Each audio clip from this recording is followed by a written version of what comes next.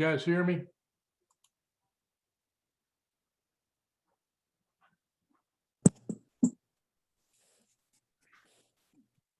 Yes, I can hear you. All right.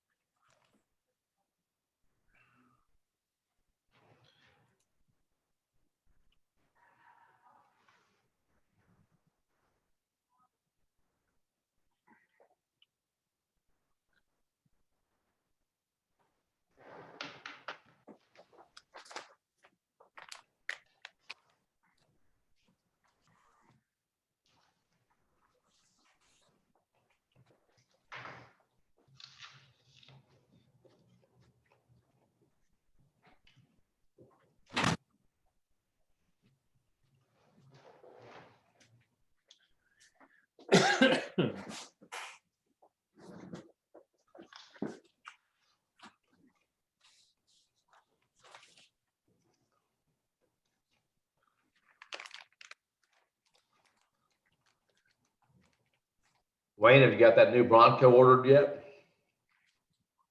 We got a number of them ordered, but I can't wait to see one.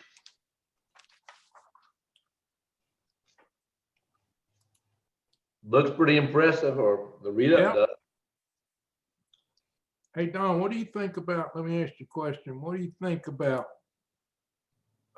this for a look for me? You know, kind of a halo around my, Well, I think it probably, from an overall perspective, diminishes your credibility for those of those who know you. oh, okay, well, all right, then I'll turn that off.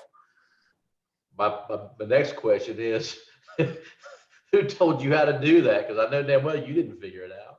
Actually, I've been to Zoom school. Oh my goodness. I've been to Zoom school. I learned all kind of things. Oh, you know, Ben Bates has got a saying that I'm using more and more often anymore. Says nothing hardly ever surprises him anymore, but he's frequently disappointed. Yeah. Yeah, I went to Zoom school. I had to. Why do you have to? Just want to be able to use it better. That's right, Breck. Got Don Holmes on here getting you straightened out. How was your birthday, Don? I ended up working all day as usual, but it was over at the other office, still trying to get some transitional files or some files transitioned over. You know how that goes. Yeah, seen the movie. That granddaughter of yours, she's something else, man. I saw that look she had when she's sitting on your lap. I go, oh, I see a little junior there. Oh, you don't know. And actually, Julie's got more difficult with each one she had. Ashlyn Jackson's the easiest to get along with of all of them. And thank God, given his size, but Ashlyn's got her little mind. She's already announced she is not wearing a mask at school. There you go. It makes her air hot. So Julie said, I don't know what I'm gonna do with this fight, Dad. I said, I don't either, but God bless you. and then the little one, I'm telling you, I think that's going to be the biggest personality of the group right there. Wow. Wow. Yeah, it's comical, but I get to watch from a little bit of a distance. Oh yeah. Yeah, I sent one of them home the other day. I got him hyped up on sugar and you know all that, and then say, here you go. Oh yeah, that's supposed to be I think that's guaranteed in the Constitution. Dana Jones, you've been to Zoom school or somebody taught you how to do backgrounds and leveling. You're amazing. I know, right? I've had a great coach. I still got a ways to go though, sir. But yes, that's a beautiful background. My son painted it. Can you see it all? I can't. It's one of his amazing pictures. That is pretty damn amazing. Yeah. Yeah. It's for sale, by the way. Did I mention it's for sale? Yeah. You saw a car salesman there. Now, why? I know. I mean, Wayne, look at the effect you're having on people. I know. About got you selling something every time you're on a board meeting. It's got nothing to do with selling, but now Dana's going to do it. What part of he's been training me haven't you heard there, Don? Yeah. Yeah, you zoom pictures much better there, Dana. Thank you very much. I listen to everything you tell me, sir. Well, I wouldn't do that. How's my picture? Is it good?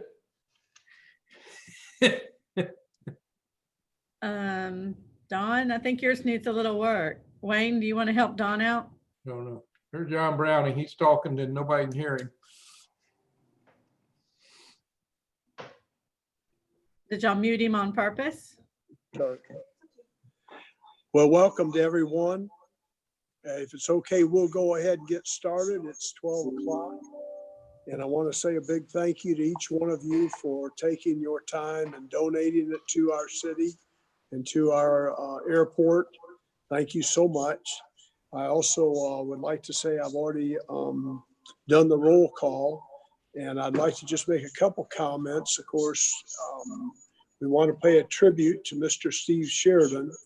And I know each of you knew him as a friend, and we mourn his passing. And John was just reminding me that he's been hanging around the airport since 1950. And it's a wonderful tribute that he paid respect so greatly to our airport. I also want to make a quick comment that that 67 years ago today, a world speed record was set with a GE jet airplane at 690 miles an hour. And I think that's quite an important fact to remember when we think of speed being so fast today, and to think that that was that long ago that they actually set that record. And hopefully each of us can keep our eyes peeled tomorrow about 8:46 a.m. Eastern time for the rocket launch at Cape Kennedy. Those are all the comments that I had, and I do thank each one of you for being here. We need a motion, please, to approve the minutes from August 5th, 2020. Can you say by raising your hand, please? All right, Wayne McLean made the motion. Do we have a second? Okay, Dana, and is there any discussion on that? All in favor say aye by raising your hand, please. All right, everybody's in favor. Thank you, motion passed. And I've already made my comments, so I will turn it over. Are there any public comments at this time? Hearing none, we'll move right on to the agenda. We have a beautiful agenda for the day and are very excited to take care of the three things on our agenda. But we'll start with Logan on 4A, and we're going to go right into the financial update. Hopefully y'all got your financials and have already had the privilege of looking at them. Logan, are you with us? Hi, yes, sir, I am. How are you? Doing wonderful. I'm going to turn the mic over to you, please. Okay, awesome. Can everybody hear me? Sometimes my service is a little spotty. Okay. I believe Sunny was going to put it up for you if you didn't have it in front of you. But for those of you that have it in front of you, I'll go ahead and start. The first part of the report, I've broken it down, separated grant revenues and expenditures versus your general operating revenue and expenditures, so that you can see the two differences. The first part of the report has the state and the federal revenues. You'll see on this report is the budget, the actual, and the budget for next year. Well, hold on. Sorry, I just lost my report. Okay. There is a shortfall at this point of $470,000. I've reached out to Miss Tucker. She is well aware of this. This is all due to grant reimbursement timing. As you can see, it is extremely, extremely important that as we are rocking through these expenses, we're also monitoring if we're putting in those reimbursement requests just as fast. We do have reimbursement requests in for the match of the 470. Therefore, I'm not too terribly worried. It just has to come in by the end of the fiscal year to be able to book those. It can become a cash flow problem if we don't book those in time. General fund would have to cover the I guess you would say the difference, and then we would have to pay general fund back whenever the revenues are do come in. Okay, Logan, can I kick in for just a minute, please? Sure. Okay, so maybe at the end of each topic, we will stop for just a second and go around the room. And of course, Mr. Holmes, you are the boss, so kick in anytime you want. And see if anybody has any questions on that. Is that okay, Logan? Sure. Okay, Melissa, are you good with that part of the report? So I did have a question, Logan. Is this lack of reimbursement or shortfall here unusual for us? No, ma'am. It typically depends on how the projects are looking. We do, like I said, I received an update from Ms. Tucker. All of that money has been requested in the respective systems with the FAA and the FDOT. It just takes a little while for it to go through all the approval process and then the reimbursement to get back to us. So we are on track. It's for now. Okay, I know that some other boards I sit on are having trouble getting reimbursed during this time of COVID because staff, is displaced in some cases. So I was just wondering if that might be part of it. Yes, ma'am. I would assume so. Because again, whenever Ms. Tucker gave me the update, it looks like a couple of those have been waiting since July. And Ms. Tucker, I believe you're on here, so you might be able to jump in if I'm speaking out of turn, but I do think that it's probably taking a little bit longer than she has seen in the past. Thanks, Logan. All right, thank you, Melissa. Mr. Browning, you're next, sir. Do you have any comments on this first page? Well, the lighting upgrade, 100,000, is that the money that we're talking about doing the lights in the hangars? Is that what that is? Yes, That sir. is correct. Yes, sir. Okay. That's all.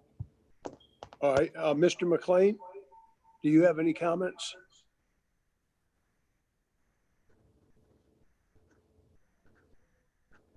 Only comment I have is down the FDOT beacon and electrical vault rehab. The actual is compared to the budget. So where's the shortfall kind of come from? That is going to have to come from general fund. And Mandy, speak up unless that project had some split where the budget was actually 200,000 and maybe we spent it more in this fiscal year instead of last fiscal year. Are you on, Ms. Tucker? Hey, Logan, can I kick in here, please? Sure. On that electrical vault, there's no city funds going into that. It's Well, all funded completely. So typically they are 100% funded unless they bid or a change order comes in and they've already drawn down all of the grant. We have seen that, which is can be a huge issue. I don't know if that is what's going on with this project. That's why I was speaking to Ms. Tucker. I'm thinking that this one might have been a $200,000 award, and maybe the way that the fiscal year split, we thought that 25% would have been completed last fiscal year and 75 in this fiscal year, or something of that nature. And maybe that's where the overage is coming from. Ms. Tucker, can you speak to that project? Yes, can everybody hear me? Can you hear me? You're muffled a little. Okay, so when the bids came back on this project, and Andrew, correct me if I'm remembering it incorrectly, the bids came back higher than the original budget, and so we were given an increase to the grant of $81,350. So the total grant amount for this project is $281,350. So it is correct that this is 100% grant. We don't have any city match on this. I think it's just that the bids came back and the budget was increased after. the Perfect. original And we budget just was probably passed. didn't do a budget amendment at the same time. So that would explain Correct, that. I believe so. All right, thank you, Logan and Mandy. Mr. McLean, did that answer your questions? No, just just an overall comment, and I'll make it at this point. I was going to make it at the end, but I really like the format and the way we're receiving this information. So thank you, Logan, and thank you, John Browning, for bringing it up at the last meeting. Very informative, very good look. I like it. Thank you, sir. Dana, you're up next, please. Just had one quick question, and I did not receive this, or else I've lost it in my email. Who did it come from so I can research back and find it? Who I believe emailed it? Mr. Yule. And tell them, I can John, resend it to her. John will send that to you, Dana, right now. I didn't get it either, Dana, by the way. Okay, Ken Johnson, are you with us, sir? All right, Hugh Rawls, you're up next, sir. I have no further comments. I agree with what John Browning was just saying. It is a nice presentation. Thank you, sir. Logan, we'll turn it back over to you for page 2, please. Okay, we're going to move on to the operating piece of this. And just note, well, I'll bring this up at the end. The first part of your operating report is going to be your revenues. As you can see, there's the fuel revenues. I'm not gonna, obviously, we can all read those, so I don't want to take much of your time, but compared to the, if you keep on scrolling down, Sunny, you're gonna see the expenditures. They're broken down into 3 categories. You're gonna see personnel, operating, and your capital outlay. Personnel is obviously one of those that we can't really mess with too terribly much unless they're fixed, unless you cut positions. And I know there's not enough hands on deck down there as there is. Operating expenses, we go through these line by line annually. And sometimes, well, we look at the actuals regularly on a monthly basis, but we look at the budget annually and sometimes at mid-year if we need to cut something, or John is always looking at budget transfers if we're missing or we have a shortfall on one of the lines. Debt service, that's one of the things that's hanging out there. Fiscal year 2023, I believe the debt service comes off. So if you look at, scroll on down a little bit, Sunny, maybe they might be able to see it. Okay, there you go. So the line that's highlighted, and forgive me, it should be bright red for you all to see, is obviously the shortfall that we're seeing from your revenues and your expenditures and your operating. Currently, it's at $52,000 that we're seeing that we're going to transfer over. That will increase because a lot of your, some of your transfers and your debt services and that sort of thing don't hit until the end of the fiscal year. So we're going to see budgeted was $158,000 to be transferred from general fund to airport, just to be sure that you can operate at a net zero. Next year, we're looking at $211,000 to be transferred from general fund.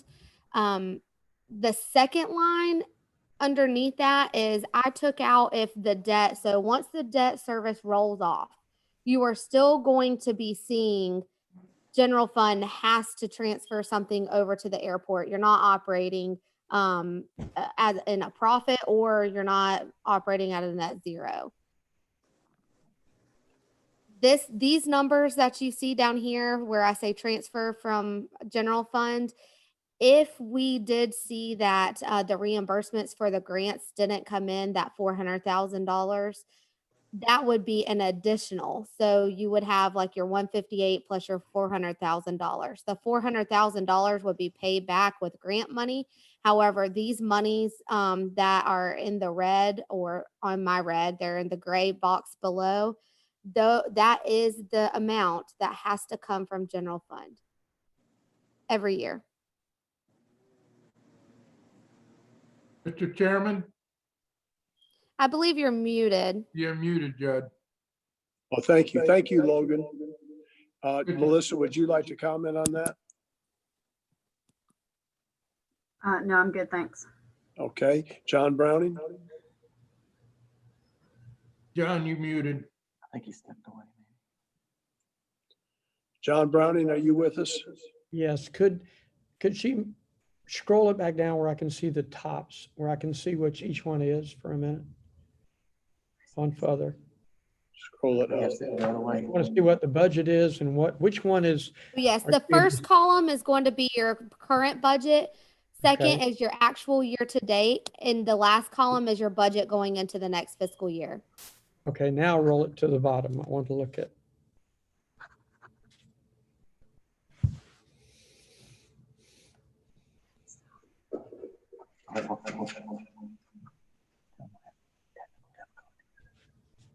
We're having technical difficulties. It's coming, John. Yeah, I know, it's okay. I couldn't remember, I'm old, which one was which. I want to look at where we were. It's getting there. Keep on coming. There you go. Okay. There we are. So. Save point. Okay, it's more than we thought. Okay, thank you, that's all. Okay, Dana, do you have a comment? No, I'm good. Thank you. All right, and Hugh, do you have a comment? No comment. All right, thank you. Logan, did you have anything more to Hey, say? wait, hey, you forgot me there, Mr. Chairman. Mr. Chairman, you forgot Mr. McLean here. Oh, I'm so sorry, Wayne. Please forgive me. That's why I'll let it go this time. All right, do you have a comment, sir? Yes, I do. Logan, I zeroed in on something that credit card fees. And I know what that is. I deal with it every day. That's things, and is that an inordinate amount? And what is the percentage? Just a curiosity question. Yeah, so Mr. Yule could probably speak more to the percentage. It is, well, since I've been here and even looking back before me, that is the amount that he typically sees, $20,000 every year. We have looked into changing that. We could also push the rates onto the customers. I know that was talked about before. But Mr. Yule could probably speak to the percentage that is being charged there. You know, I don't think I can add much there, Logan.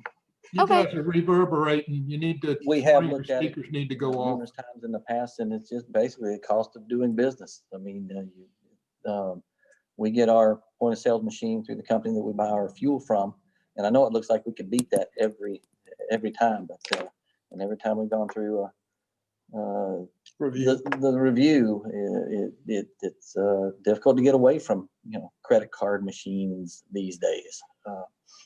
And my point is, and I don't want to belabor this, and maybe we can talk about it a separate time, and maybe I'm getting too much into the weeds, but that's an inordinate amount of credit card fees, I think, just that's an outsider looking in. And, since our gas prices are so low, I just don't know why we're eating that fees. We should be passing on to the customer. Just a suggestion. That's all. Guys are reverberating. You got to turn off one of your Consider that when we mics. set the price on the fuel. I've added a little bit to, help pay for the fees. And if another new company comes along, it may be time to, look for another company. But we did that not too awful long ago. And I've had people stop in my office and talk about that from businesses that offer. Well, that type you of could service. always And, they piggyback have on trouble. what Logan, doesn't the city B2B. utilize credit cards? Sure, yes, sir. And that's what I was talking about. There's a lot of different options that we could do. We could push it off to the customers. We could actually go out and see if there's a state contract that would be better suited Right. for the airport. So there's many different options. If you're wanting us to explore that, I can definitely get with John and do so. I'm just bringing it up. I just think it's something we ought to look at. But again, Logan, the format actually brought a lot of things to our attention. I appreciate it. Absolutely, yes, sir. John, Judd, when you have it, when you get to the point, I don't have a question. Yes, you're up, Mr. Holmes. So Logan, your budgeted shortfall, as I understand it, somebody's got mics on or something, we get all kind of reverberations from somebody, but your budgeted shortfall was $158,520, including debt service, correct? Correct. Your actual shortfall was $51,764.64. That was as of August. All right, so my question is your budgeted shortfall and your actual shortfall going to be close to the same by the end of the fiscal year? Yes, sir. I kind of spoke to there's the debt service payments. Half of those aren't due until September 30. And there's Okay. some other transfers that happen at the end of the year. So that's fine. I just was looking at a huge, This is one, $100. Yes, huge- sir. That's all I have. I would- I think I owe them for 2 months, which is. somebody's not muted or something. There's a lot of chatter in the background. So my question is then, when you close out your book September 30, you expect your budget your actual shortfall from the airport operations, including debt service, to be somewhere in the neighborhood of $158,000. Yes, sir. Okay. And next year you're projecting 211. Yes, sir. Is that because of increased debt service payments next year? We do have, well, yes and no. Debt service changes. It looks like it actually went down a little bit. But there is the reimbursement to general fund, which is calculated on a percentage. It increased about $10,000. That's calculated if all the expenses in general fund, including city manager, commission, finance, HR, everything like that goes up, then that percentage obviously, or that amount goes up. And then also we were offering a 2% to the employees, and that is applicable to the airport. We saw an increase in pension rates and an increase in health insurance rates. So as your expenses go up in the airport and we don't see any kind of movement on the operating revenues other than, your fuel, then you're going to see an increase in the transfer. So you're projecting almost a doubling of the net shortfall in the net in the net analysis. If you exclude the debt, you're projecting from 27,000 of a shortfall, 27.6 to 53.3. Or am I missing that? Transfer if debt was not included. You've got this year actual 27,657.90.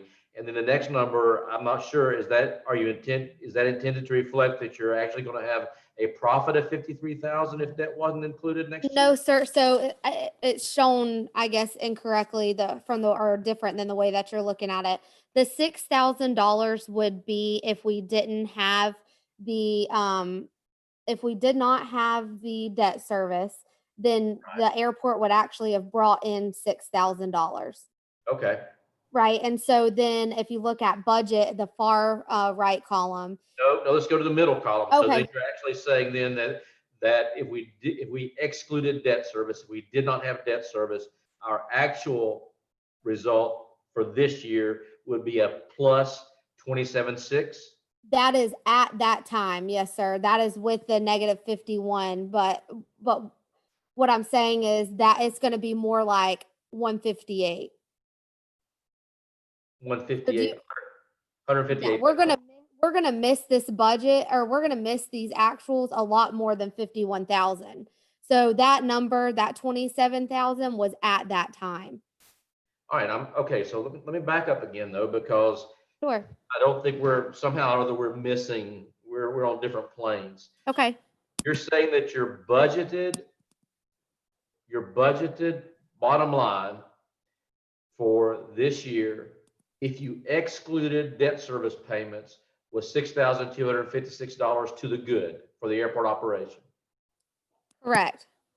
All right, and then your actual is the middle number, the 27.6, and you're saying that's true, but that's only through August, and you expect that to be negatively impacted by the end of the fiscal year, correct? Correct. And you think that plus 27, what do you think that plus 27 is going to this year? Actual. Actual this year, I would have to do a few more calculations, but we still have half of the debt service and all half of the transfers. Let's see. No, that's excluding debt service. It says transfer if debt was not included. So I'm asking about the actual, the middle number shouldn't include debt service, right? I'm looking at the 27,657. Yes, sir. Yes, sir. Okay, I'm sorry. I'm sorry. So yes, without debt service, it would be about 20, at this time, it would be about actually 22,000. You think that's what it's going to end up at about 22? I didn't project it out, but that's what it was as of August. As of August, I did not do any projections. I do not think that we're going to be a good 22.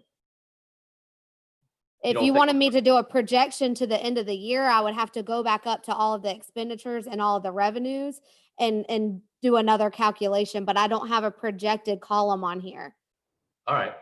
And then, because but there's going to be other factors than just the debt service. I know, but again, we're not taking into account debt service in this bottom line.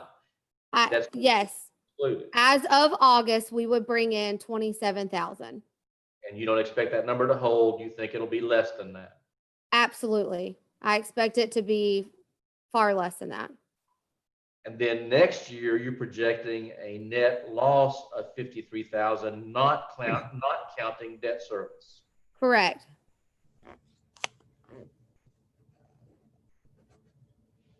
That's a substantial decrease in economic performance then for next year.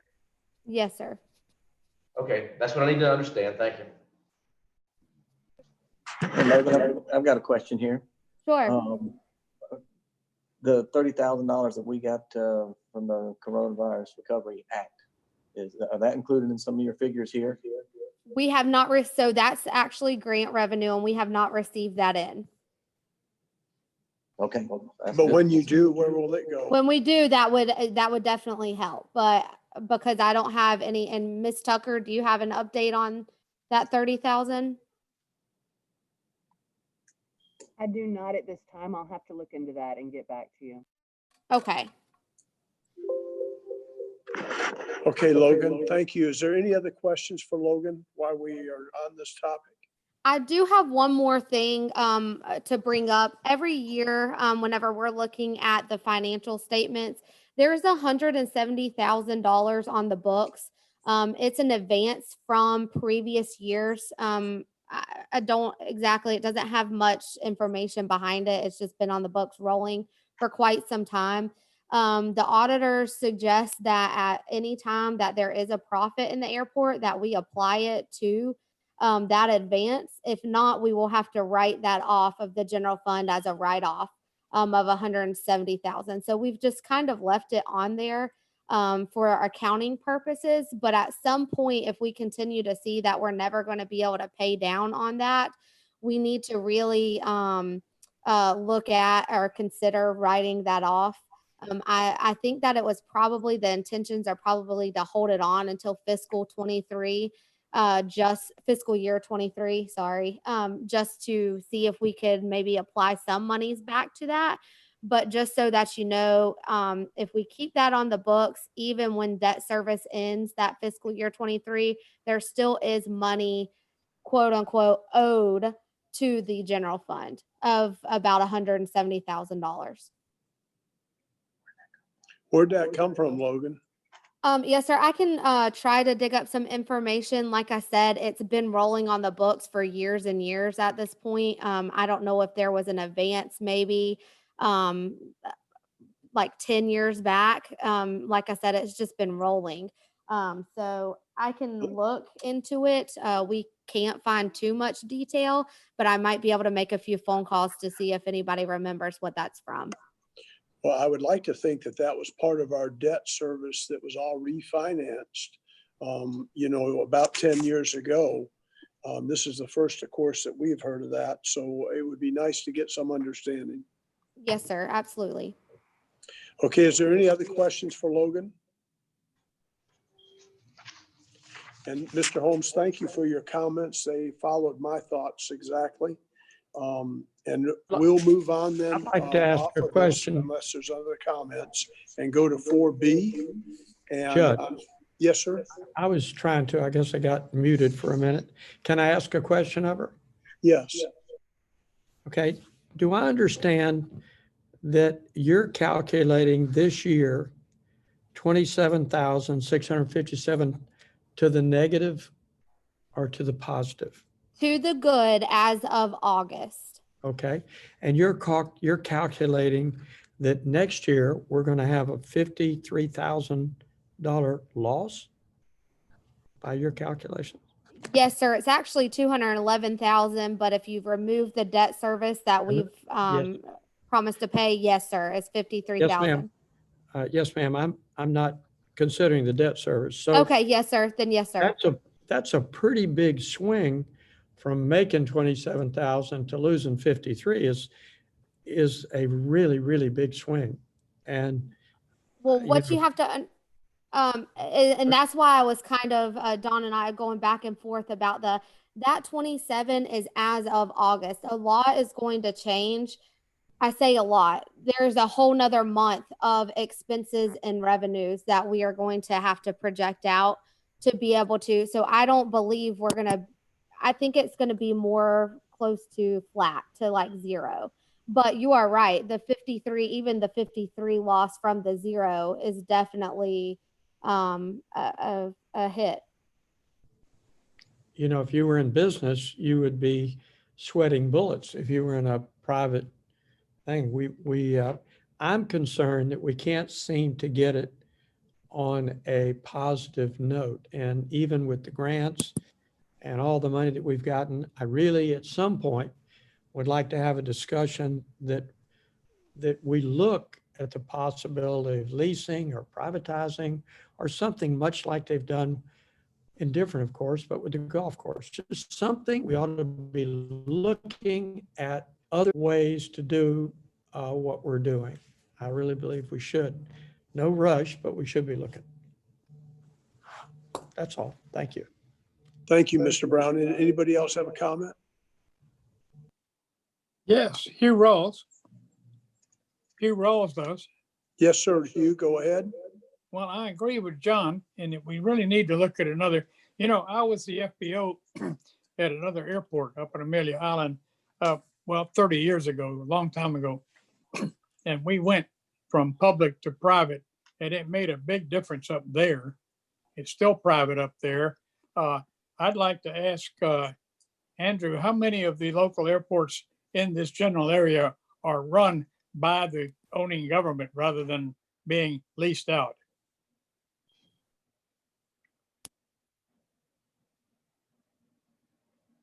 Can Andrew comment on that? Yeah, Hugh, I would say it's probably 80-20 that the FBOs are run privately. 20% are public that are run by the airport or the municipality that own the airport, but the majority are privately run FBOs. Well, I admit to prejudice on it, having been in the business and done it, but private business is always more efficient than anything the government does, except possibly the military. Look at FedEx versus the post office as an extreme example. We really ought to investigate this and discuss it further, I think. Thank you very much, Hugh. Is there any other comments before we move on to the rent rates? All right, thank you very much, Logan. That was a very nice report, and we will talk about that again next meeting and hopefully have a copy of the same data for our review 1 week early. We talked last month and the month before about the rental rates, and Melissa had requests that we go out for some more comps, and John has done that, and I hope you all have that in front of you. I did analyze the 5 local airports, meaning Palatka, Keystone, Flagler, Furlong, and St. Augustine. I don't know whether I left any out in that. And divided them by 5, and that monthly rate would be $308 a month. And then I analyzed all 15 that are on the list and divided them by 15, and that rate would come to $262 a month per hangar. I do think that in our next agenda item, we're going to find some interesting data that we're going to uncover on, some of what Andrew has done for us on being able to see why we are good, why we're here, and what we think we should be. And that probably should be part of this discussion too. But I do think that on the 15 neighbors that we have, the majority of them aren't really too comparable. So and I'm just going to give you my perspective, and then we'll open the floor to Melissa next. But when we think of our neighbors and why 70% of our current hangar customers are from out of town, and they're going to be from the St. John's, Duval, Clay County area, where those airports are all full and they are overflowing to our beautiful, beautiful Palatka Airport. And one of the reasons we're so beautiful is because of our air traffic. We have a very open airspace. We have a lot less congestion. We have beautiful people in Palatka, beautiful people at our airport. Talking about John too. It's a very nice setting that people love to come to. And I just flew last week to Craig, and as we entered the traffic, it was just crazy busy. Not only was it crazy busy, there was ducks walking beside the runway we landed on, the active runway. And then as we taxied to the hangars, tie down areas, we passed 2 flocks of birds. There had to be at least 50 birds flying back and forth. And I'm thinking Palaka's utopia. Just look at that at Craig compared to Palatka. And we have a beautiful place that people love to come to. Plus we have great fuel rates. So, there's a lot of positive things that separate us from the rest of our neighbors. But I do think that there's room for us to have an increase and not hurt any of our customers, including me. And also maybe not on the commercial hangars, because the commercials are different. They are totally different. They're occupied by people trying to make a living in our hangars, and they're not priced below market. But the T hangars are the ones that I'm referring to. So I will stop my opening comments. And do you all each have the sheet that I'm referring to? I assume yep, okay. So Melissa, you're up next, please. Hey, Jed, I haven't had an opportunity to really review the materials that John sent out on the rates, but I think that, I certainly echo your comments in terms of we need to generate more revenue, especially in light of Logan's report. And I think that this is something that we should look at both with an eye toward becoming more self-sustaining, but also to, remain competitive, but, really take advantage of the resource that we have. So that would be my comment for now. Thank you, Melissa. Mr. Browning? Yeah, so I'd echo Melissa's feelings. I haven't received it. I would like to get it if I could. I just checked my emails. I think I'd like to study it. Let's see. I hear what you're saying. I'm sure you're right, but I really would have preferred to have some time to study it so that I could talk more about and look at it. I'm not sure your thoughts on commercial hangars versus the other, but I would like to look at the data. Thank you, Mr. Brown, and I will text that to you in just a minute. Yeah, I just would next like on to the have it. list is Mr. McLean, and sorry again for forgetting you last time, sir.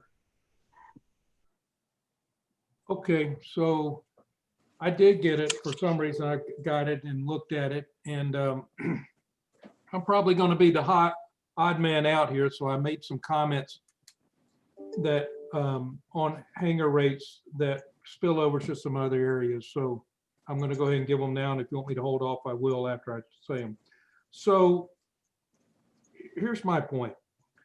I know what some of our competitors, quote unquote, look like in terms of the airports around us. In Augustine, Flagler, Brandina Beach, Turlong that you mentioned, Keystone and whatever. So here's my point. My point is our facility, even though I love this community and county, our facility does not look that good when you compare it to other airports. Our hangars look shabby. So I know we have a waiting list and that type of thing, but this kind of spills into promoting our airport as much as hangar rentals. But I think in all of this, as we discuss hangar rentals, somehow in there needs to be an emphasis on using the money, if we do increase hangar rentals, to spruce up and make our airport as attractive as some of the others in our area. Very good point, Mr. McLean, and I do agree. Thank you. Dana, you're up next, please. I did not receive the email at all. I haven't received anything in about a month and a half, John. We might need to check my email address. Check the address. Well, I'm sorry, Dana. We'll make sure you get those. Hugh, you're up next, please. Yes, sir. My first question is, are the payments on the hangars, the rent payments, sufficient to pay off the mortgages? That's the primary purpose of making the rent payments, is to make sure that the mortgages on those hangars are paid. And I don't really see them as a big cash cow for the airport. My own personal feeling is you want the hangars out there to attract people, because that attracts business to the airport for the other tenants, the commercial tenants, and for the fuel sales. Most of our fuel sales, or a large part of them, are our tenants. So I think we need to be competitive, but I don't think we need to be trying to overprice our hangars and run people off. Hugh, I need to check on the fuel purchases.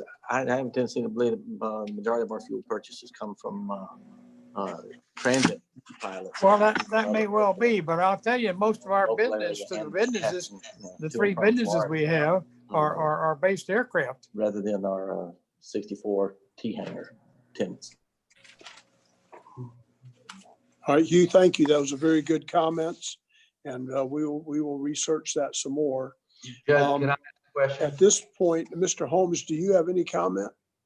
I have a question. Can you hear me? Yes. Okay. I think that Hugh and John were talking at the same time, and I wasn't sure I heard all what John said. John, did you say you thought it was your impression that most of our fuel sales are coming from the training pilots?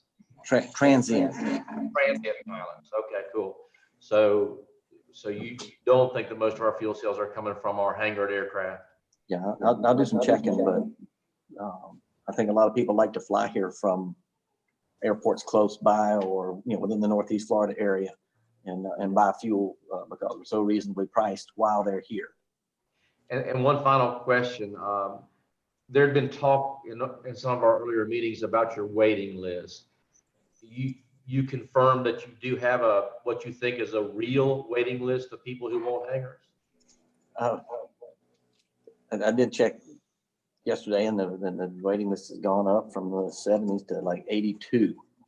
Now, by real, does that mean if we had 82 hangars ready, 82 people would take them?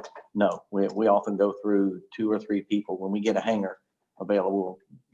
Often the first or second and even third person wind up turning it down. Right, and that should be expected. No, it's not a perfect list. Even if you discount that by 50%. I'd be hard pressed to say 50%. There have been times when we've gone through as many as 4 or 5 people on the list before a taker. That's extreme, but more or less it's All right. So take it down to a third. Sometimes 3. Take it down to a third then. You think you've got a real waiting list of at least 30? I'd say so. That'd be a good guess. Thanks. Thank you, Mr. Holmes. Anybody else have a comment?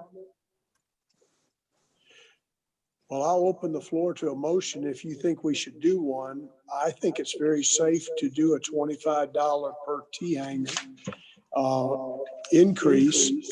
And if we did a $25, that will make $19,000 a year. If we do a 5%, it'll go up to $10,000 a year. I have one of the cheap T hangers, meaning I think mine's $230, $225. I think a $25 is easy. I think it's fair across the board. And it would make $19,000 more revenue for our city. And then Wayne, if we make sure that in that considerations given for painting to improve the looks of those T hangers that are needing paint so bad, they're already going to look a lot prettier when we get the security lighting up and the lighting, but that painting is very important. I'd entertain a motion for that or some other motion. Can I ask a question? Yes. A couple of months ago, I had asked about prices of these hangers from airports that are like us, not just the neighborhoods. Is that the list that y'all have that I didn't get? And Yes, how did ma'am. they compare? Well, the average, Dana, is if you took the 5 that are closest to us, the average would be $308 a month for a T hanger. If you took all 15 that surround us, it would be $262 a month for a T hanger. Now, some of those, which you can't see the list, Dana, and I wish I could, you probably can't see that. I don't know where that shows up, but some of them are basically non-relevant. So if you took like Williston, for example, they're way out. Perry's way out. Live Oak is way out. And if somebody's coming from the other distance, yes, but nobody's going to live there and put an airplane at 28J. You would want your airplane at 28J if you lived in Putnam County, Duval, Clay, or St. John's, probably. That would be my take. And that doesn't mean I'm right because I say that, so I'm not trying to push that. But if you compare the ones that are near us, we are a little under, not a lot, meaning 250 versus 308. Mr. Chairman. Yes, sir. I would take exception to that. We're 251 by your thing. Keystone's 234. Perry's 160. Live Oak's 186. Lake City's 209. When you go to talking about Sebring, you go to look, I would have liked, and I would suggest that you let us all make sure we have this information and give me time to study it. You send me a text with all these numbers, I would appreciate an opportunity to look them over and give you a real view. I'm not opposed to raising it. I'm not opposed. Only if that money absolutely is put to upkeep, to repairing, not even upkeep, repairing the hangars that we have, number one. And number two, whether it be 5% or 10%, I think that as we have asked, this information, all of this financial stuff should come to us at least a week before the meeting. Not come in a meeting where you've looked at it and John's looked at it, he studied it for a week, and you give us. I'm sorry, I don't want to be negative. I'm just saying, I think we ought to do it right. This is important. You're affecting people's lives. And number two, remember, if any one of these people that have a hangar have had COVID, their self or in their family, you can't go up. That's a fact. It was just issued. So, I say that's a fact. You all study it. My thing is, I'm not opposed to raising it if it's for fixing up the hangars, but I really would like some time to study it. But that's okay. Well, I'm sorry you and Dana did not get the data, and we'll make sure that that's sent out, just like John sent it to the rest of us, and I apologize. If that is what you'd like, and then we can just wait till next meeting to rediscuss this after everybody gets a Well- chance to look at it. Yes, sir, Mr. McLean? Okay, but taking what John just said, let's take it a step further if we can. Yes, So first of all, as an advisory board, which is what we are, I would like for a recommendation to come from the city to the advisory board on what they think, the experts think that the rate should be, and then let us respond to that. I mean, I want John to run this by Don Holmes and his financial people, because he's the professional, and the city's got to know how we stand in this. So that would be my recommendation. I want to see a recommendation come to us that we can react to. And along John's lines, I just don't think the increase, John, of the dollars we're going to get is going to take care of the maintenance on the hangars. We've got to look at some other avenues through Andrew to get us some dollars to maintenance, because those are pennies compared to what needs to be done over and above painting, just general maintenance on those hangars. So that's my two comments, and I'll be quiet after that. So Judd, I had a question as well, and tagging on what Wayne has just asked. My question was to Andrew, whether or not the grant funders ever fund a remodeling renovation project, to do some, infrastructure upgrades or, some major maintenance. Melissa, the answer is yes. Both the FA and FDOT programs pay for the rehabilitation in a significant manner of airport facilities, but they don't pay for regular maintenance. Something like painting, changing light bulbs, painting walls on the inside of a hangar. Those types of things are considered regular operating maintenance of a building or any facility. But when the time comes that a building needs a new roof because a roof is 20 years old, you can fix a roof. When we need to repave a runway, the FAA and DOT will share in repaving a runway or a taxiway, things like that, but not the regular operating maintenance on an annual basis. Do they ever Hugh pay has a for question. switching out doors? I do hear some discussion of, the benefit of having different doors. Well, all of the new hangars have, I guess I would say, state-of-the-art doors. Very different than the older version, let's say prior to the year 2005. All the new hangars have hydraulic doors. They're not rolling doors anymore. So that is just naturally occurring right now, that all the new hangars get hydraulic doors. And Hugh has a question. yes, sir. Would that include upgrading the sliding doors to hydraulic doors on some of the older hangars? Hugh, we have not looked at that yet. I will tell you that I don't have an architect on this call. I have a few other staff members, but not Chris or Justin. But typically, when the hangar is constructed, the door is an integral part of the structural design of the building.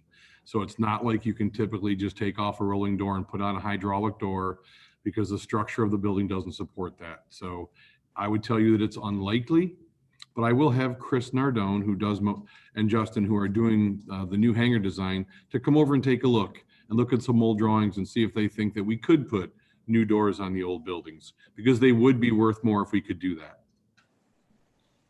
Thank you. So I have a comment whenever the time is appropriate, Judd. Mr. Holmes, go ahead, please.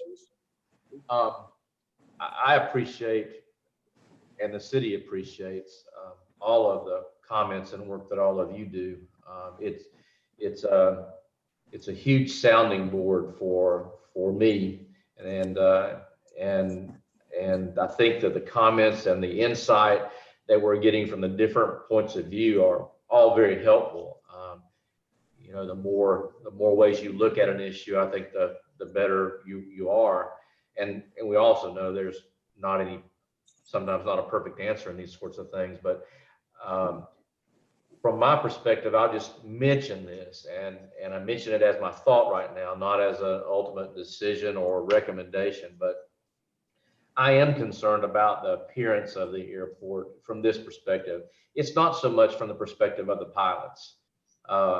I don't know that if a pilot gets a chance to put his airplane undercover, he's going to be, he's going to turn it down because the paint's faded on the outside of the hangar.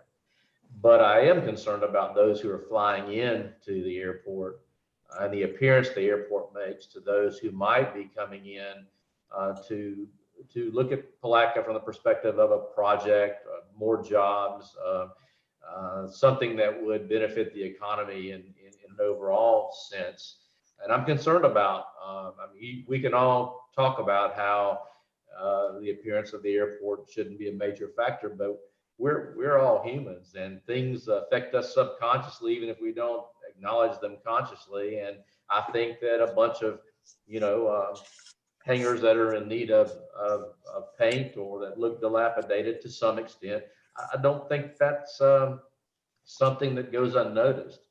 So I'm very concerned about the maintenance. And then the flip side of that is I think all these hangars I think they're all red iron or steel. I don't think they're aluminum, meaning that I think you've got corrosion issues out there. And I'm not going out and inspected them, but I've had airplanes out at that airport. I've rented hangars out there, not in the last few years, but I've had them for quite a while. And even back then, there were some issues of corrosion starting. I think that not only is the paint an aesthetic issue, I think it's an actual functional issue, because sooner or later, I think if we don't paint, we're going to end up with corrosion that causes us a functional issue out there.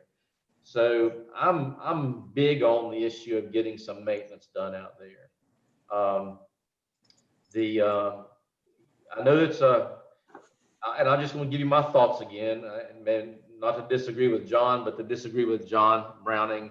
I think our competition is the surrounding airports. I understand that we may not be in a class like they are, but we're competing for the same airplanes that they are.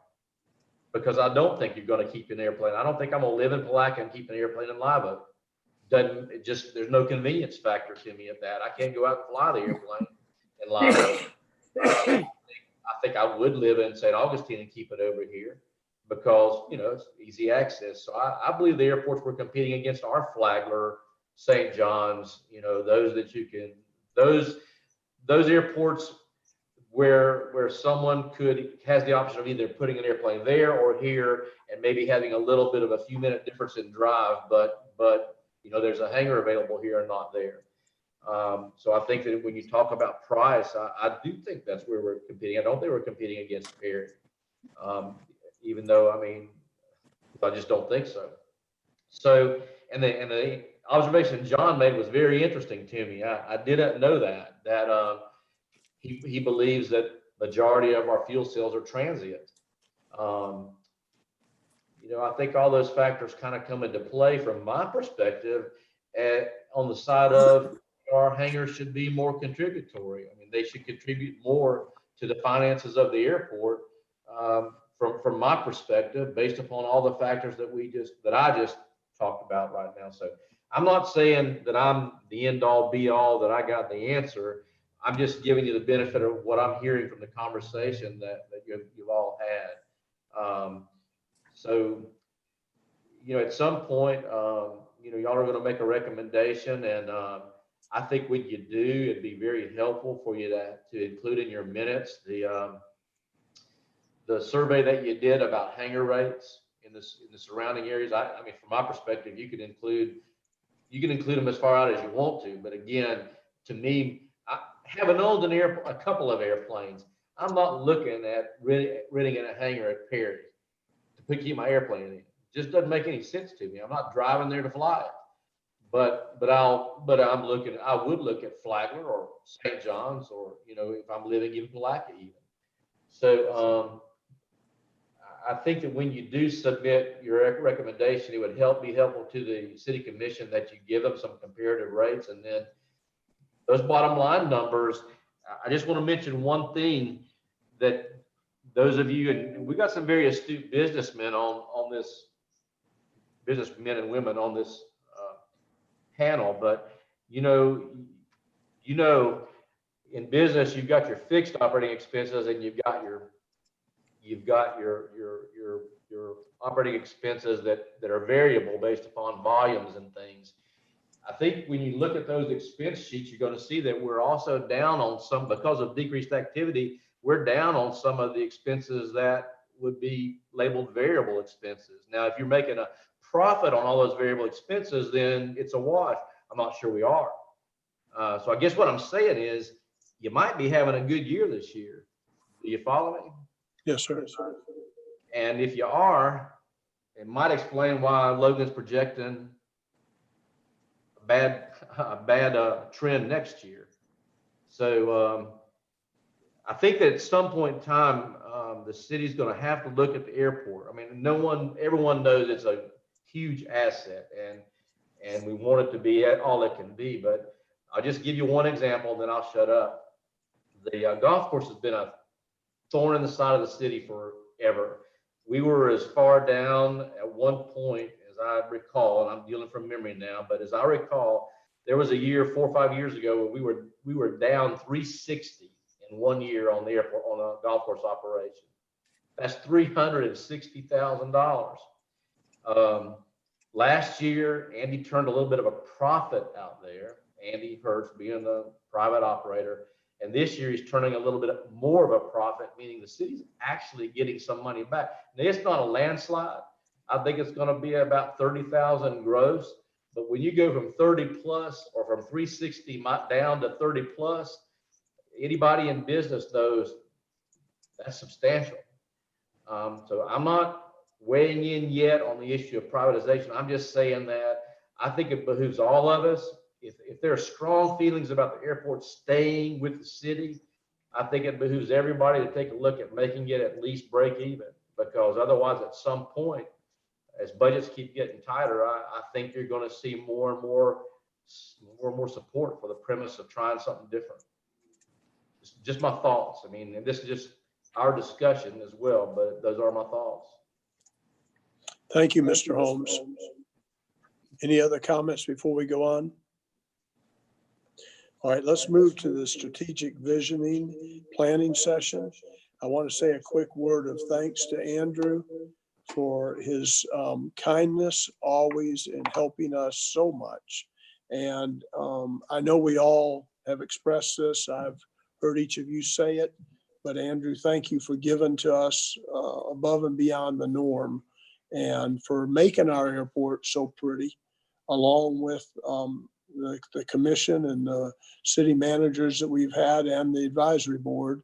It's turned from one drastically different picture 20 years ago to a very beautiful place 20 years later. And it's a lot of improvement and a lot of impressive. And I want to say too that Andrew has worked very, very well, as we all know, with Mr. Evans, the FDOT department and his people, and has had a lot of impact in their thinking of Palatka. And not only that too, Mr. Evans has had an awful lot of kindnesses and care for Palatka in what he says and thinks about us. So there's a lot of camaraderie that we have built over the last dozen years, particularly with the FDOT. And Andrew's been a big part of that to help us see the changes that we've seen. So with saying all that, I'll turn the mic over to Andrew. Thank you, Andrew. Thanks, Judd. First thing I want to say to everybody is, I guess I want to offer a little apology. Last month when I was on video with you all, I was not at my best, and I probably shouldn't have even been on the video. And I was still sick, and people asked me things about the meeting last month, and I wasn't at my best, and I just want to apologize to you all that I was not sharp and on it a month ago on our first Wednesday. So please excuse me for not being the sharpest tool in the bin a month ago. The SWOT worksheet you have in front of you is a culmination, comes from an airport cooperative research board, 100-page document, all these things inside it. We just took the pieces out and massaged it into one. The things that are on the paper, the worksheet, you all talk about it every meeting. Like I made notes here today. I have 11 notes today related to the analysis and strategic planning for the airport. I was thinking, Judd, of how to address it and try and make some progress this month, and maybe have people send me some emails so we can get things going for next month.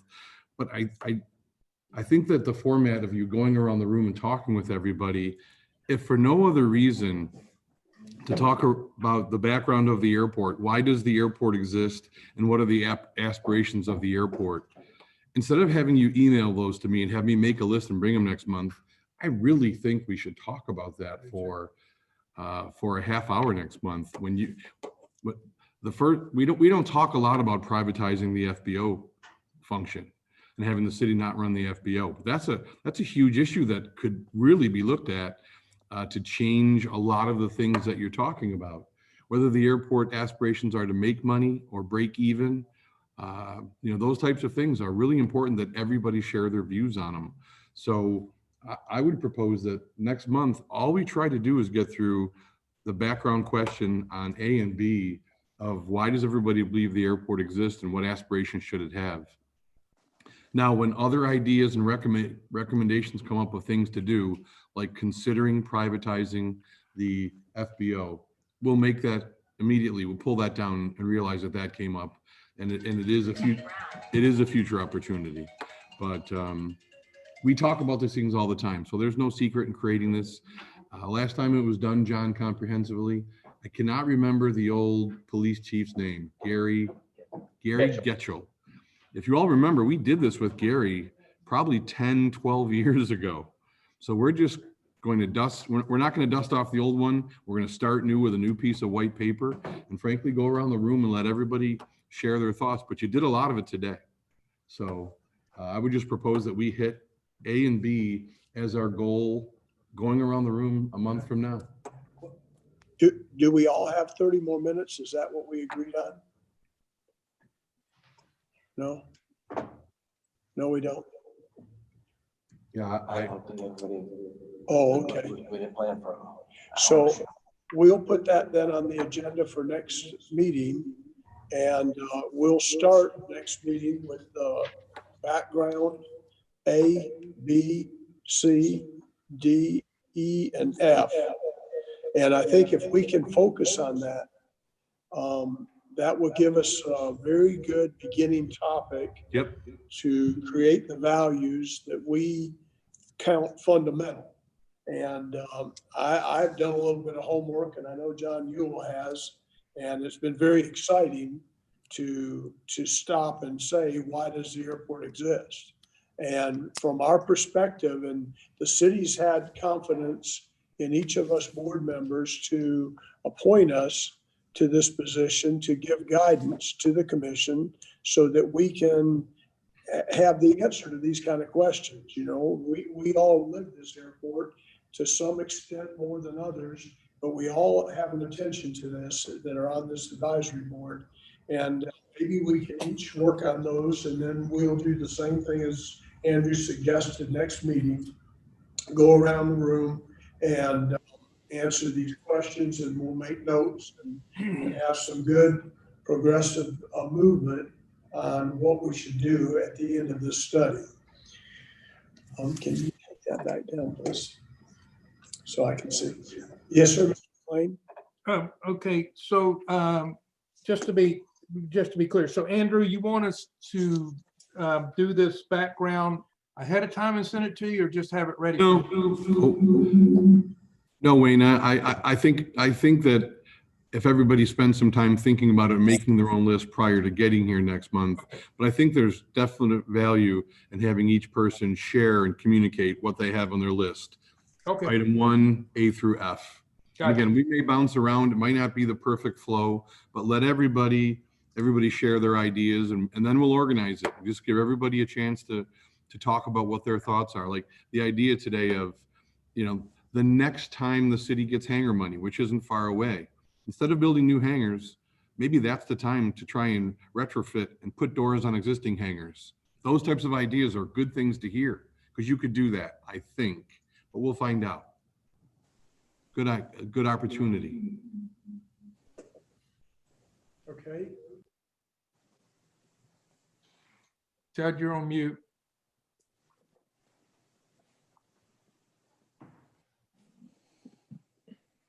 You're on mute, Judge. This could be this could be a Geico commercial, by the way. Sorry.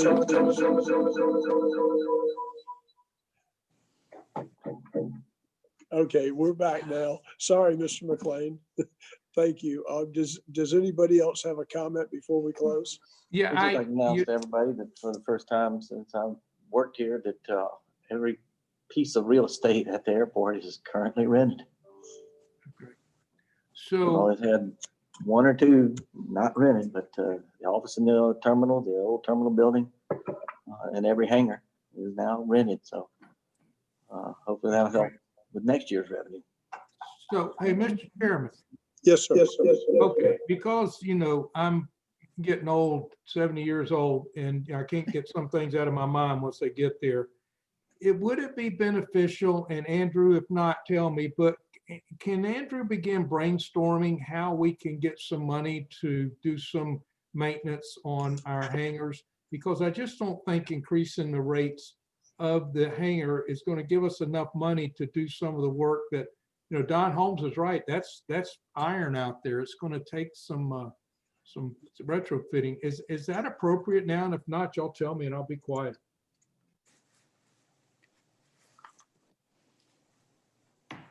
Are you telling me to try and brainstorm and bring you some ideas next month? Yes. Wayne? Yes. Yeah. I can try and do that. All right. Thank you. Okay, I'll entertain a motion to adjourn. So move. All right, do we have a second? All in Second. favor, say aye. All right. Thank you. Y'all have a safe month and we'll talk again soon. Bye-bye. Aye. It's not an easy one.